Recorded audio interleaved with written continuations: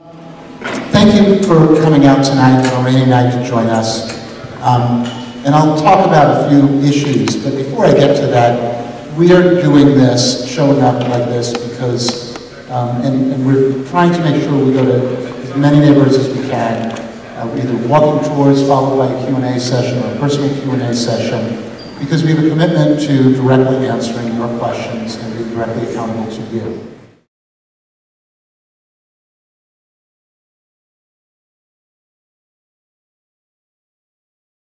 Back then was the Reagan era, and we started a rise in income inequality in this country then, where you remember that, greed is good and all of that. And we're seeing those effects here. So it's not really that the economy is bad and people that normally would be doing okay are struggling. It's even harder on those most in need. So we have a doubly difficult problem to address. We also face really significant challenges in educating our youth and looking to face the environmental challenges we face. But we live in a great city. My wife works for a general contractor. His office is down here. You know, I know what it means to travel to Ballard, through Ballard, and hang out in Ballard.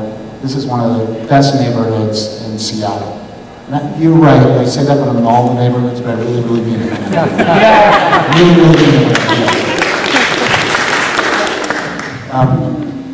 Yeah, and I live just up the road here in Greenwood. So transportation is another place where we can be more innovative, where we can reduce waste, where we can enhance our quality of life. We have a transit master plan we're working on to try to identify how we can enhance transit to Ballard. I know the Burke-Gilman Trail is winding its way through the court system and it's coming back around again. Somebody asked me a question about that, we can talk about that in more detail. But let's just go up a level on transportation. We ship millions and millions, if not billions of dollars a year from our region to buy fossil fuels, to buy automobiles. We know oil prices are rising.